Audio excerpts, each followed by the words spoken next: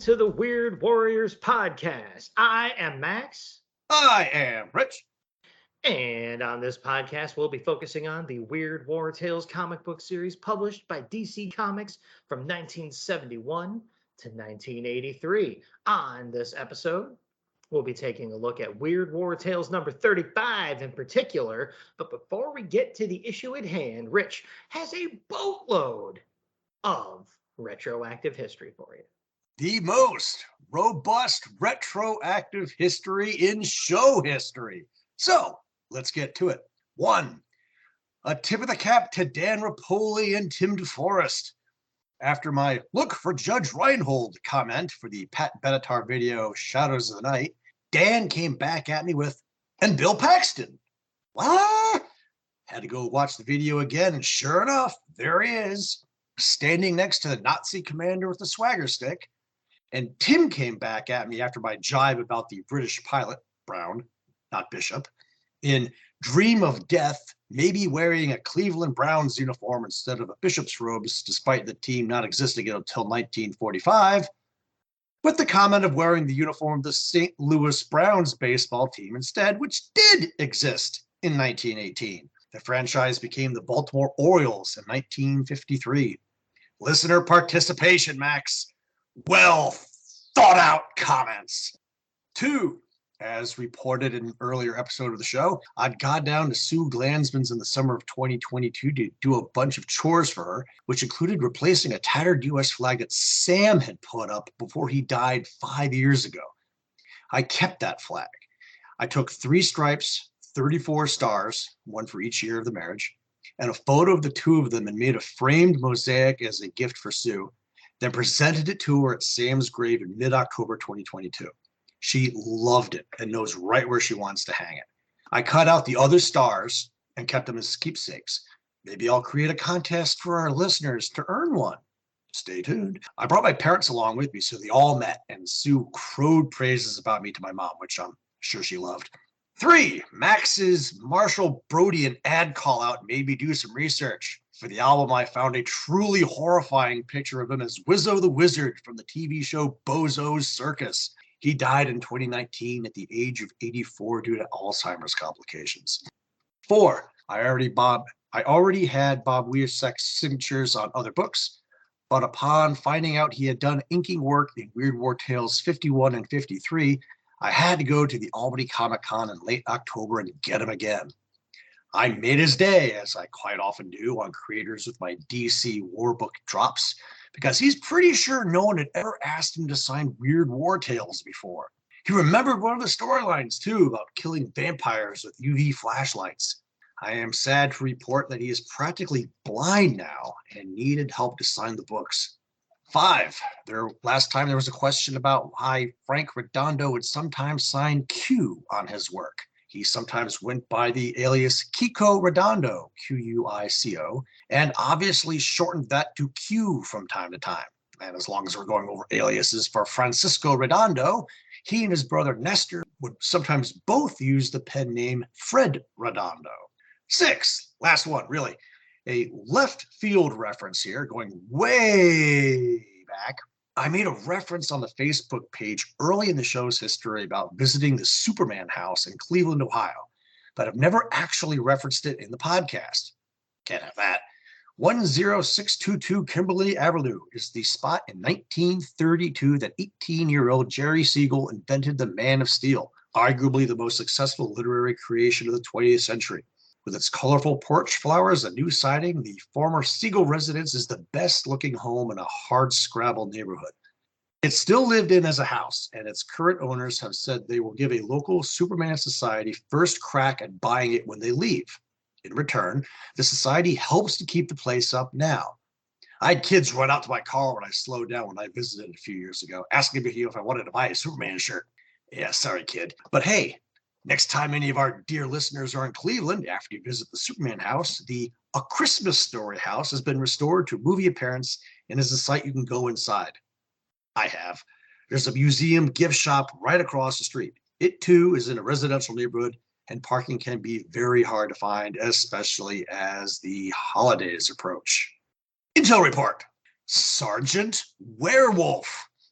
created by Rich Woodall for Scout Comics, released September 2022. Sergeant Steve Hovater leads a small group of U.S. commandos to infiltrate Liechtenstein Castle in Germany and recover intel on Nazi occult operations. The commandos are captured, and Sergeant Hovater is executed. Hours later, Sergeant Hovater is transformed into a werewolf and uncovers a much more sinister plot at Castle Liechtenstein. The Nazis are trying to evoke the Norse god of thunder, Thor, to aid them in their war efforts. Sergeant Werewolf must save his team from this castle of horrors, but he'll have to go through an army of golems first. Gotta say, though, it very quickly becomes abundantly clear that he's not a werewolf, but a wolf man. Huge difference. Yeah, Sergeant Werewolf it's just a cool name. I have this comic in digital form from way before Rich put it out through Scout Comics. So I have a giant PDF of this that I bought straight from him. I do believe there's something in there about the Norse god of wolves or something like that. So it's kind of like he's transformed by the divine into a wolf-like form. So yeah, he's not technically a werewolf. He's just your wolf man, and he doesn't need the full moon or anything like that. Going back to the Christmas Story house exhibit, did you bring your dog inside and let them run around like those dogs that destroyed the the Christmas feast or whatever in the movie? Nah, but the funny thing is that the scene where where Ralphie is shooting the bad guys and they jump over the fence and the one of them rides off on a horse, there's actually a very steep embankment at the backside of that fence that drops off into a steel yard.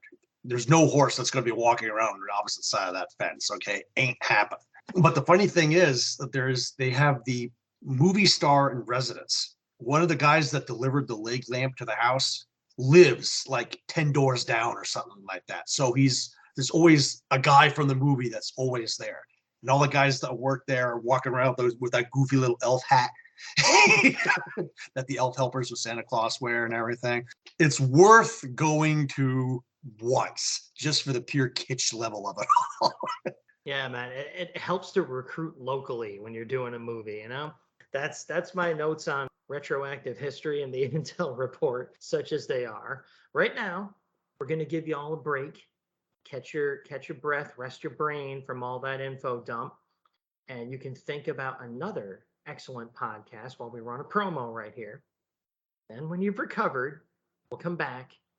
We will tackle the issue at hand. Hey Mike, have you heard about my new podcast? Oh, what's that?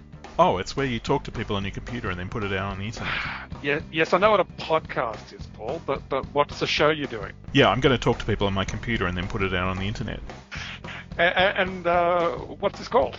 Since it's a chat show and I really want to talk to interesting people about interesting things, I thought I'd call it something that was, self-explanatory, like Dial F for Flanger. Right. Dial F for Flanger. Cool. I look forward to my guest spot. When are you going to have me on? I'll get back to you. Wow. Well, if you'd like to hear Paul chatting away on this Dial F for Flanger show, you can find it on the Waiting for Doom network. And we're back. So, like I said at the top of the episode, today we're taking a look at Weird War Tales number 35. And as is SOP around these parts, Rich is going to hit you with the cover details. Art by some dude named Luis Dominguez. Never heard of him. 25 cents. The yellow Weird War Tales title rests on a blue sky. A blonde American soldier in tattered winter gear is engaged in hand-to-hand combat with an ape-like creature wielding a knife. Both are on the edge of a drop-off. The creature is wearing boots, shorts, and an ammo belt and bandolier. Surrounding the two combatants are several other creatures, dressed the same way as the one fighting. They wave spears and automatic weapons as they cheer their comrade on. Cover date, March 1975. Data release, December 26th, 1974. No killjoy for this.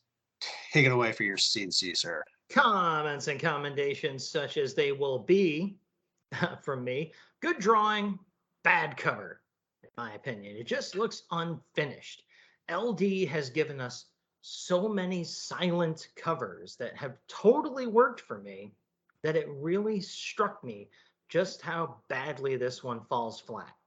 There just really needed to be some blurbery or word balloons or something to spice this up. To me, it looks like a draft that missed a step in production. The American has forced the creature to one knee, so despite being unarmed, he appears to be winning. Of course, if he does win, the others will probably tear him to pieces. There had been 5 Planet of the Apes movies in the 6 years leading up to the release of this issue, and you can't tell me that that's a coincidence. If not for the hair, you might think they were apes. This is a fight to the death. This isn't too bad a cover, in my opinion. So, In my opinion, counts once in a while when my wife's not around. yeah, well, she, I can see behind you, remember, in the camera. You can't. So, since I spoke badly of the cover, I guess I should handle the cover story as penance. It's called The Invaders. It's 10 pages long. Script is by Jack Olek, veteran of the series, and art is by someone who I'm not familiar with, Abe Ocampo, Ocampo. And Ocampo was his name-o. The synopsis... M-O-U-S-E. M-O-U-S-E, yes. The synopsis to The Invaders goes like this. It's the cover story, as I mentioned. An army patrol searching for a cargo plane that was lost flying over the Himalayas finds the wreck, surrounded by abominable snowmen. Bumbles! From a distance, it looks like the snowmen are looting the crash, and the lieutenant orders his men to open fire to avenge the crew. Always shoot first. In actuality, the crew had all died in the crash. The American fire cuts down most of the snowmen, including the chief. The chief's son, Curly, I'll get to that, doesn't know why the humans want to kill them. The chief replies, because to them, we are animals. They've hunted us for so long, they don't even remember why. Run while you still can. Curly refuses to leave his father and carries him off to a small ice cave where they hide from the searching Americans. I'm dying, Curly, the chieftain says, but I can't die until I tell you. Only the chief of our people knows our history. Now you will be chief. You must know who we are and who the humans are. You must know why they have always hunted us. And we go to some flashback panels here with, even though he's dying, a rather happy looking chief explaining the secret history of the snowmen, which goes a little something like this. Once, thousands and thousands of years ago, we were different than we are now. In those days, we were almost human. That was when the first spaceship came to Earth from Mars, when Earth was still young. And that was when they began to destroy our race. We did not want more, but what could we do? They were not interested in our kind of peace. So there was slaughter. It went on and on, but there could be only one end. One day, there were only a few of us left. We had to run, to hide. They drove us to the mountains and we changed so that we could survive. We became as we are now as they spread over the earth, Chief continued. Curly is enraged at the tale and swears to make the humans pay. But the chief continues. No, he's still not dead yet, folks. There has been enough killing. That is why only our chief ever knows the truth, so that our race will not hate. Hate only leads to suffering. More killing. This is what it actually says in the book. The chief suddenly realizes soldiers are coming. He begs Curly to leave. As chief, the people will need him. Tears running down his face, Curly flees. His grief soon turns to anger.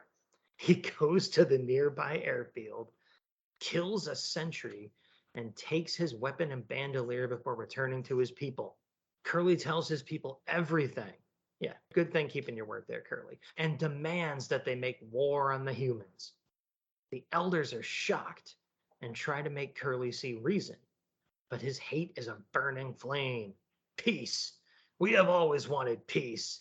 And look at us. They rule our world. They hunt us like beasts. Once we ruled the earth. Now we hide and tremble. Will you wait until they kill us all? Curly's rage sweeps across his people. No! Death to the Martians! If we must die, at least we can die fighting. Yes, Curly exclaims.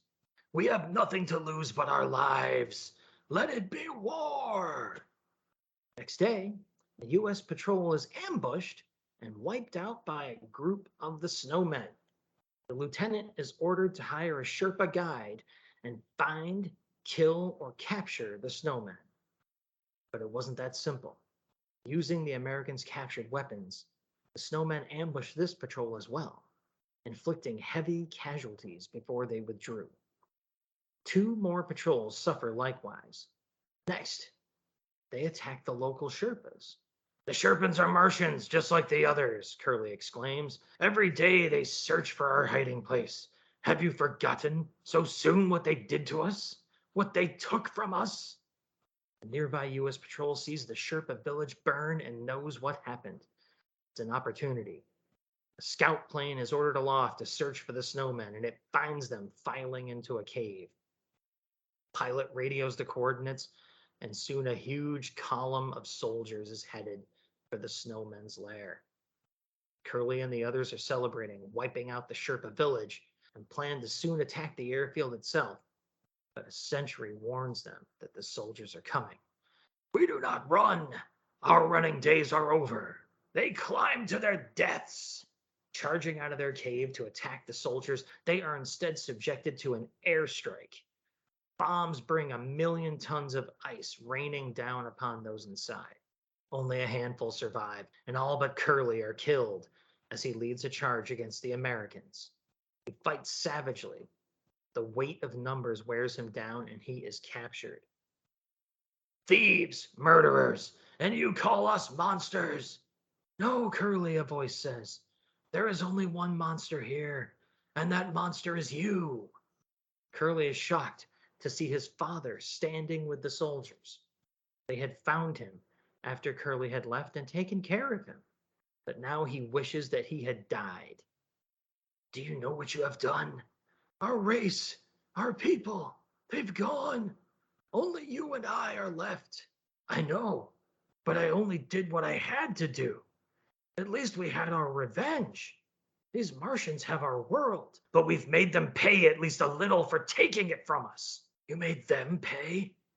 They brought me here to talk to you. You're the murderer. I'd give anything not to have told you. If I hadn't, we wouldn't be the last of our kind. I thought you understood, but you were blinded by your lust for revenge. A revenge you had no right to take, you poor blind fool. They aren't the Martians. We are.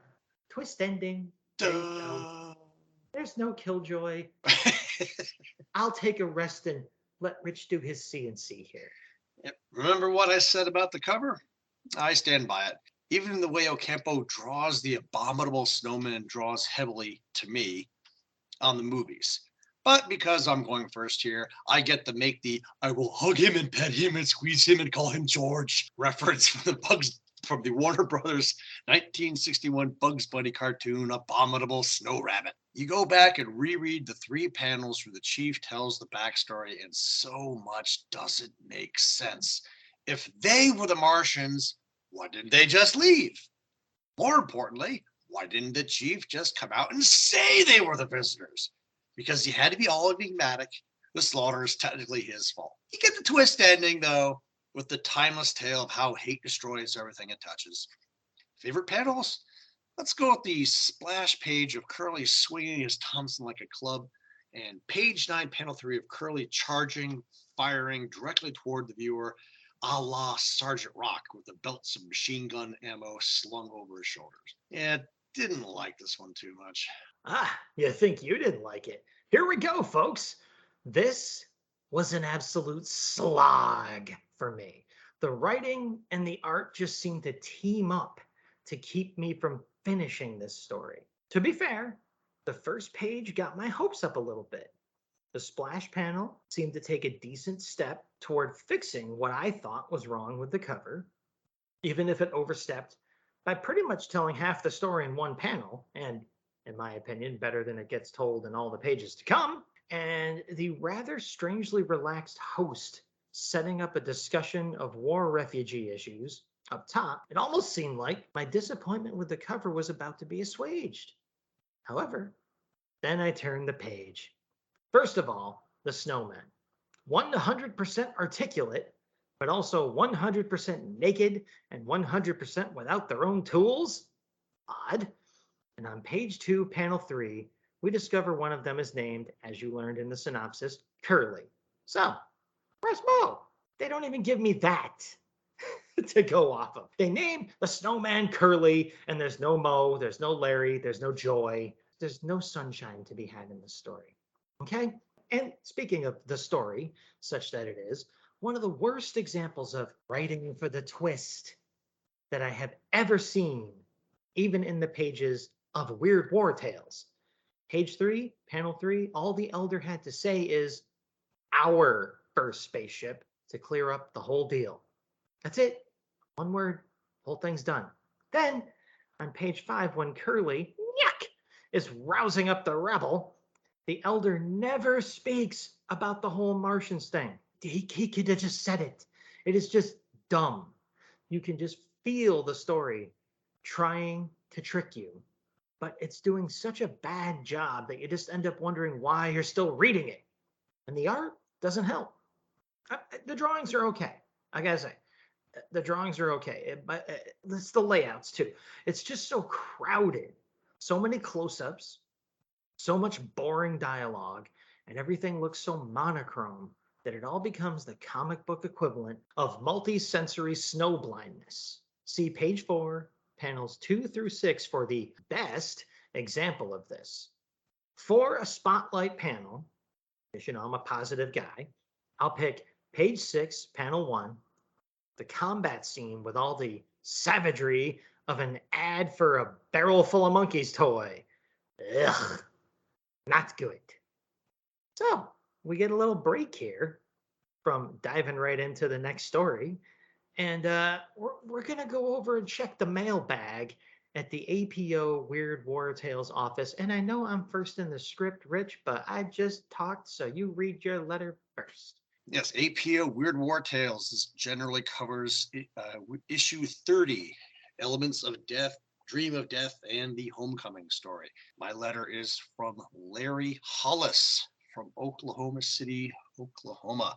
Dear Joe, responding to your comment to R. DeGroff in number 30 about reader response, I have not written to a comic since Two Fisted Tales or Frontline Combat EC. Oh, two awesome books. Being a Vietnam veteran, I particularly enjoyed Homecoming and suggest you print more stories about my generation's war.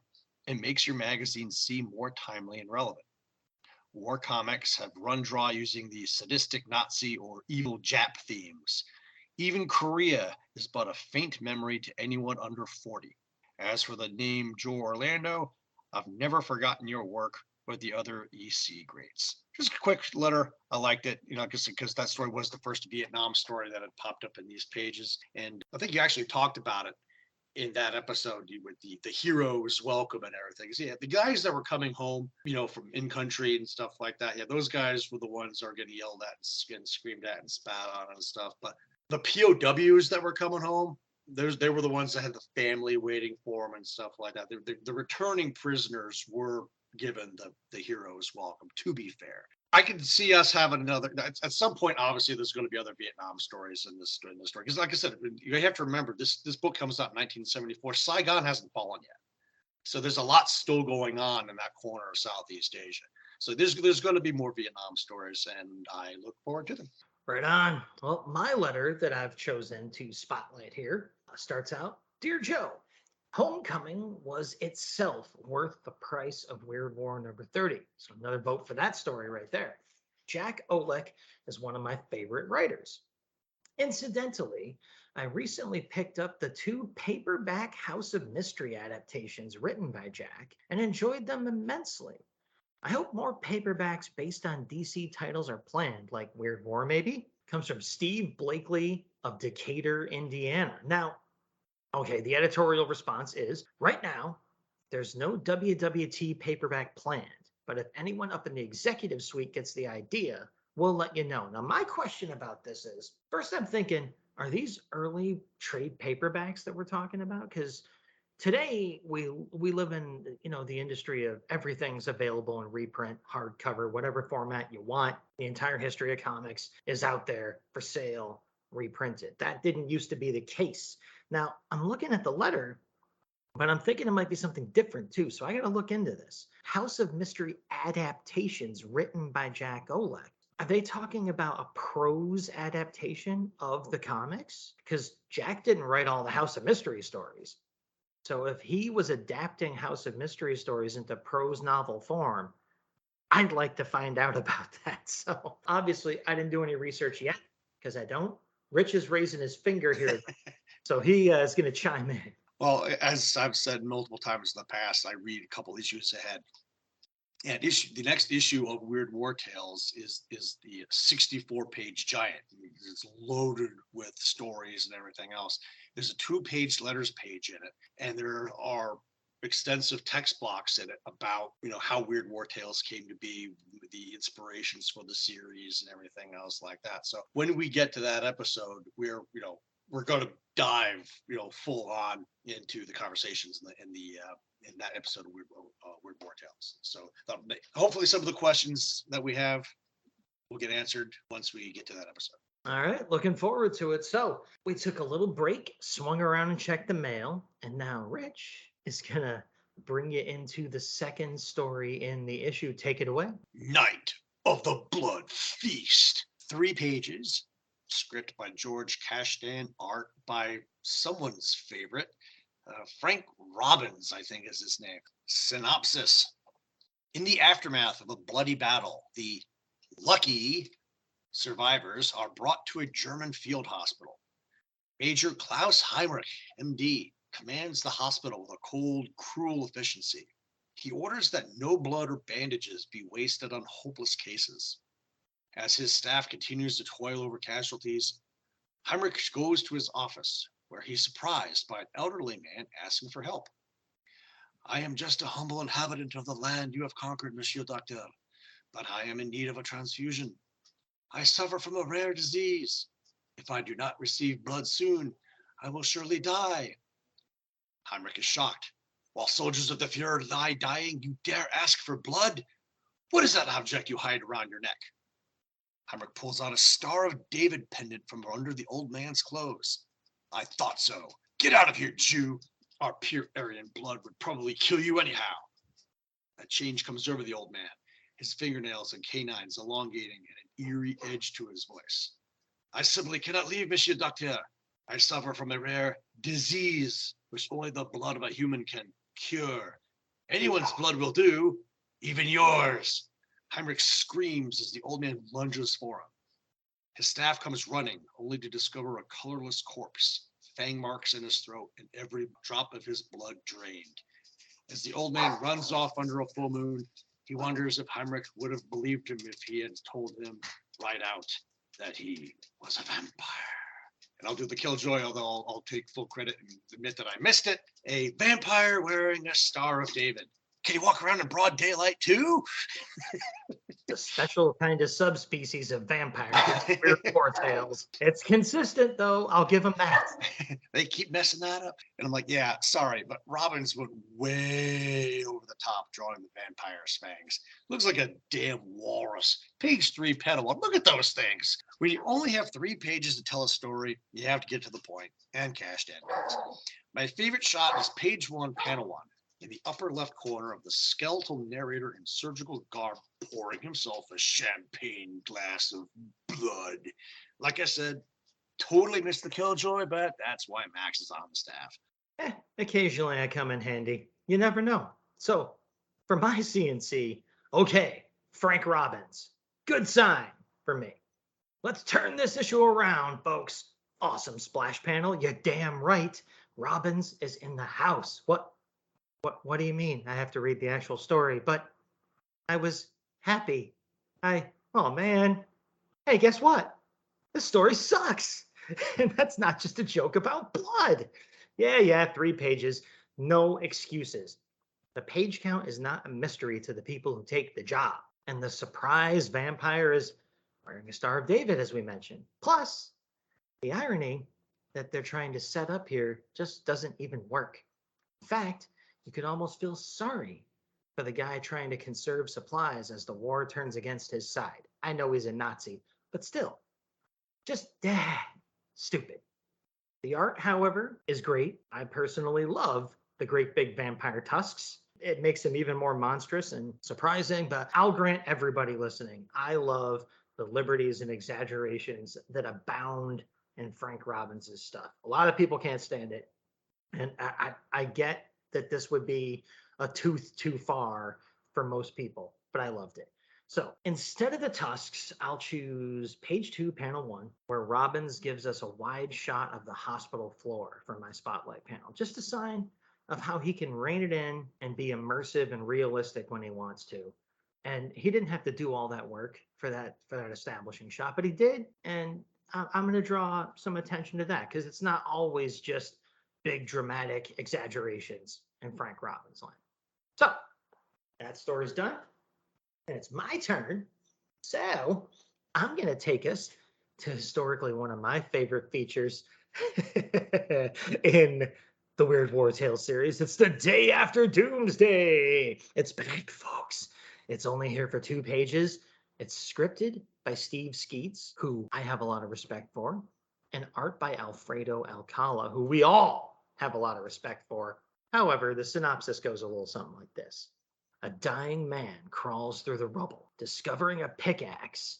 He excitedly runs to a nearby bank and uses it to break inside. Discovering piles of money, he throws it into the air and begins to celebrate. Mine, mine! I'm rich! I'm rich! I'm a wealthy miser. We'll get to that. It was worthless, all this money. Post-apocalypse, of course. But after a lifetime of striving to make money, he could still dream. Suddenly, he gasps, clutches his chest, and dies, falling onto a bed of useless, filthy lucre. At least he had a final moment of joy before the end. No killjoy. And I guess I'll start the comments and commendations. Here's a recap of me getting to this part of the issue. Okay, day after Doomsday. This feature has really surprised me lately, so maybe this is where the issue starts to save itself in the burning barrel. Maybe? Please? Reed's story. Oh, come on! Third waste of space in a row, in my opinion. This anemic little anecdote comes across as a weak, half-assed attempt at a Mad Magazine story, both in the writing and, surprisingly, in the art. Alcala shows a side of his work here that I really hope never to see again. Did I mention the story was dumb? Just another watered down attempt at a repeat of All the Time in the World from the Twilight Zone. And the guy doesn't even get to live to suffer the irony of his foolishness. Just I guess the fact that he knew he was dying and just wanted to be rich for a moment adds a slight wrinkle to things, but you really got to dig for it there. I give up. That was what the pick was really for. Yeah, total agreement. Space filler. One of the weakest day after Doomsday stories yet. That says something. Hated it. Like I said before, I know there's only so much you can do with 2 pages, but I think I'd rather have one long, good story than 2 short, crappy ones. Favorite panel? The first one of the man crawling through the rubble. And I guess I'm next on the script here, so I'm just going to keep on talking. Next story, last story. To Hell and Back. 5 pages. Script by Jack Olek. Art by personal favorite, George Evans. December 23rd, 1917. Flight Captain Jeffrey Hamilton is frustrated by constantly watching the new pilots assigned to his squadron being shot out of the sky like clay pigeons. He avenges 2 of them on today's mission, but complains to his commander when he returns. These new men don't have a chance. They're raw, inexperienced. The major cuts him off. They're soldiers, just like you and I are. I know how you feel, but we've got a job to do. Can't stop and cry over them if men die. You're the only veteran I have left. I need you. Get some rest and stop torturing yourself. That's an order. As Hamilton leaves the major's office, he sees two more replacements, babies, arrive and laments their probable fate. That night, Hamilton thrashes in his bed, dreaming of enemy guns downing the replacements. I can't let it happen again. I won't. I've got to find a way. The next morning, Hamilton is shocked to discover the new pilots, Cruz and Atkins, have been assigned with him to that day's patrol. His protests to the major are acknowledged, but are for naught. The wing has ordered the mission. They had no choice. As Hamilton climbs into his cockpit, the major asks him to take care of the new pilots. It's Christmas Eve, after all. It would be a happy Christmas if he brought them back. Hamilton promises, I'll bring them back, even if I have to come back from hell to do it. Hours later, a whole squadron of Fokker triplanes pounces on the three Spads. One Fokker drops under Cruz's tail, and Hamilton swoops to the rescue. As Hamilton clears Cruz's tail, he doesn't see another Fokker dive on him from behind and riddle his plane. His Spad dives into the beginning of a swirling snowstorm, and then the two novice pilots are alone. Even the Fokkers disappear, probably returning home. Lost in the storm for an hour, Cruz and Atkins know they're doomed. But then, Hamilton's riddled aircraft appears behind them, waggling his wings. The two replacements follow Hamilton right back to the airdrome. No pilot, however skilled, could have done it in that storm. But Hamilton did. The major was overjoyed to see the three planes return.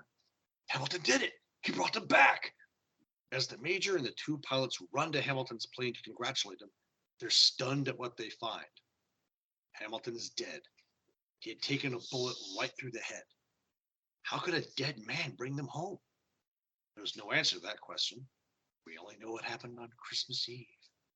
Hamilton had given the two men the gift of life, but he had given himself the greatest gift of all, peace. Killjoy! I thought I had a Killjoy when the aircraft were identified as Spads. The Spad was a French plane, but lo and behold, the Royal Flying Corps began flying them in December of 1917, which fits the story perfectly. Well done, Oleg. Comments and commendations. George Evans' World War I aviation story. I'm a happy guy. Discovering Evans is probably one of the biggest side benefits I have of doing this podcast. His attention to detail is amazing. I love the crazy color schemes on the Fokkers on page 1. The way he draws Hamilton's bullet-riddled Spad on page 4, panel 4. Just incredible stuff. I'm really starting to regret never having met Evans, who died in 2001. A nice little Christmas story in the pages of Weird War Tales in an issue that came out on December 26th. Sigh. So close. Hey, it gives the kids something to spend their Christmas money on. That's what I would do. I'd get like a bunch of money for Christmas, and everyone knew what I was going to spend it on as soon as the newsroom opened up after the Christmas holiday. So yeah, would have worked for me. And I gotta say, George Evans is a new discovery, a rediscovery rather of mine, going through these issues too. And I really see what you like in him. He's really growing on me too. A lot of the plain accuracy stuff is missed on me, but now that I see how carefully he renders everything, I get it. So as far as this story goes, this is much better than what's come before in these pages. So yes, I'll give it away right now. In my opinion, it's the best story yet in this issue. But still, these 5 pages to me felt very slow and clumsy. Felt like much longer than 5 pages. I don't know why. Maybe I'm in a bad mood, or I was when I read this book. How rare would that be? But plus the message of it's Christmas Eve, so vengeance from beyond the grave? Okay. It seems so tacked on that it made me tilt my head like a dog who just heard a strange noise. The art, however, as I was just saying, is fantastic throughout. Really dug it. So that helped out a lot. I'll call out the host and his ticket to hell and back on the splash page. You guys know I love a good intro logo design type thing. And this one's a killer. I love it. And I really love also the way that Evans handled the changes in mid-air perspective in the battle on page 3, panels 3 to 4. I mean, it handles that change in viewpoint so well. It's so smooth, and that stuff is not easy, and it's drawn incredibly well. So it isn't, in my opinion, a great story by any means. But compared to the rest of this issue, it's at least the equivalent to a pair of swimmies tossed to a man overboard. So thank you to George Evans in particular for that. So that's it for the stories, people. You know what happens next? We go for a little commercial break here and choose our spotlighted ads from the issue. And since Rich took the best ad, I'm going to read the second best, such that it is, this was an issue nearly bereft of ads worth mentioning, people. But way in the back here, there is an ad for War Machines. This is a bunch of toys that are replicas of tanks and a vehicle that can drag tanks around, you know, a transporter and all that. But for me, what made this stand out was the text right beneath the big black block letters that say War Machines up top. The flavor text that describes the tanks as roaring, snorting, lumbering brutes, massive chunks of fighting armor, defenders, aggressors, winners. They're authentic, incredibly so. Corgi makes them. I mean, I grant you, this isn't like as flamboyant as some other ads we've spotlighted, but I'm a man in the desert looking for a drop of water here, people. And Rich took the only full bucket for hundreds of miles. So the fact that these vehicles are described as roaring, snorting, lumbering brutes amused me, so it makes the cut. Now, Rich, hit him with the razzle dazzle. I'm very disappointed that you didn't make the old Corgi Boy reference from those other ads from other issues. It didn't deserve it. Corgi Boy, the ads for Corgi Boy are 700 million miles above this thing. I'm not going to mention Corgi Boy in reference to this lazy piece of work right here. So as I said, give us the refreshment we're all looking for. Habit Trail is a hamster wonderland, as seen nationally on TV.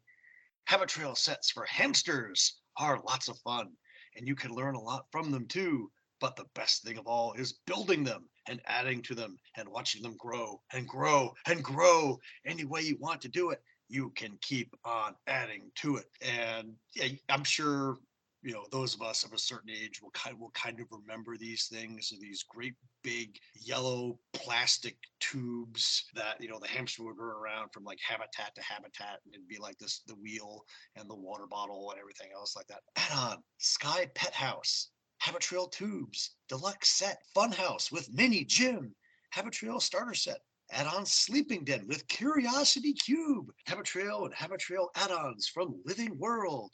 Look for Habit Trail wherever pet products are sold. Oh, the 70s. That ad is so great. It's a hand-drawn ad too, so we're not talking photos of the Habit Trail stuff. It's a drawing of a giant assembled kit with all the bells and whistles, and then those bells and whistles kind of broken out for individual features below, like here's how much the mini gym will cost you or whatever. But what struck me looking at this ad, I never had a hamster, didn't care about having little rodents that can't control when they poop or whatever, even when I was a little kid. So I never saw the Habit Trails in real life, I don't think. Certainly heard about them, saw the commercials. What struck me looking at these drawings, if they're drawn to scale, is how freaking claustrophobic that thing would be, even for a hamster. Look at how thin those tunnels are, and the little penthouse. Like these, that's pretty small even for a hamster. The little rooms are okay. And then I gotta wonder, in that little claustrophobic, transparent nightmare that's going on there, who cleans those things? Do you just wash them in the sink? But that's got to be one of the filthiest things that's ever been in a house. I mean, worse than a bird cage. I don't know, but the ad is amazing. It looks great. It's just a relic of its time. It's an artifact, and it's just about the best damn thing in this issue, other than Frank Robbins and George Evans drawing some pretty pictures, in my opinion. I'd jump all over that ad, even though it was Rich's spotlighted ad, people. All I got was some freaking tanks. Fine. we totally missed the Daffy Duck, shot from the Day After Doomsday story. Oh, I did a little I'm rich, it's mine, it's mine. Mine. Go, Yeah, go, but go. Mine. I'm not trying to do a Daffy Duck voice anytime soon right here on the show. So with the ads out of the way, we're gonna move on into a section we like to call You Got Any Last Words? No killjoy at all. Well, for me anyway. Holy smoke. Fair issue of WWT, but definitely bottom quarter of the pile. Might not use this one to roll up and swat flies with, but maybe I will, depending on how bothersome little bastards are. If I don't pick To Hell and Back as my favorite story, our dear listeners are going to wonder what Max did to the real rich. Oh, I mean, the psychological damage alone is considerable. But as for my last words, no surprise, I hated this issue. Sure, there was some pretty great art here and there, but I would never hand this issue to someone who wanted to check out the Weird War Tales series for the first time, unless I was trying to make sure they never spoke to me about the series and didn't become a fan on purpose. There were precious few decent ads, only one really, and as we said, Rich grabbed that one. It's not like even those provide a little fun for the prospective new reader of the series. Bottom of the pile for me, if not the very bottom. So, since we seem to need a little pick me up, we'll go check the mail again, but this time we'll check correspondence to us, to the show, in a little section that we call the Dead Letter Office, where I remind you, you can go to redbubble.com, you can put in Weird Warriors Podcast, and you can order some freaking merchandise. You can do it. I have faith in you. Redbubble.com, Weird Warriors Podcast. Just don't even think about us. Think about how awesome that logo is that Bill Walco drew and designed for us. Put that thing on a hat, will you? We're doing you a favor here, okay? So, also in the Dead Letter Office, I said I was in a bad mood. We like to talk about how listeners to the show reach out and give us some likes and shares and stuff like that on social media. Things like Facebook, Twitter, which I'm not going to participate in anymore. You'll all really have known that by now. I'll be over on Counter Social, but who cares? Facebook page is awesome. Keep grooving on that, people. This time around, the Dead Letter Office is focusing on episode 35 of the show, where we covered Weird War Tales number 30 for the most part. On social media, we got people stopping by like Kirk Spencer of Big Five Army, Freebird Comics, relatively new follower here, David Steele of the Earth 2 podcast, Luke Giaconetti of the Earth Destruction Directive podcast, giant monster stuff, really cool. The Telltale Mind stopped by, Doc Strange, Mr. Billy D. Licious of Magazines and Monsters and many other shows. Clinton Robinson of the Coffee and Comics blog and podcast stopped by. Herschel Nimitz, the new show account for Magazines and Monsters, Doc Strange production, stopped by. And let's see, Eric Olson and Bill Mooney, good friend of the show here, also stopped by on social media to say hello. Now, over on Gmail, or we have an address you can write to, weirdwarriorspodcast@gmail.com. See, pretty easy. We got a missive or two or three from a guy named Jason Zeller. Hey, what do you know? He wrote in about issues 26 through 30 of the series.